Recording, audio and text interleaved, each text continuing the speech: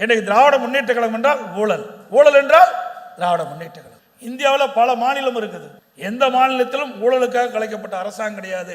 ஆனால் திமுக அரசாங்கம் தான் ஊழலுக்காக கலைக்கப்பட்ட முதல் அரசாங்கம். இந்த ஆட்சியில் கலெக்ஷன், கமிஷன், கரப்ஷன் இதுதான் நடந்துகிட்டு இருக்குது. மக்களுக்கான திட்டங்களும் கிடையாது, அதனால் மக்கள் நன்மையும் பெற முடியல. இந்த ஆட்சியாளருக்கு விலைவாசி விண்ணை முட்டுகிட்ட அளவுக்கு உயர்ந்து போச்சு. அதை கட்டுப்படுத்த இந்த அரசால் முடியவில்லை. ஏன்னா குடும்பத்தை கவனிக்கிறதுக்கு ஸ்டாலினுக்கு நேரம் சரியா போச்சு.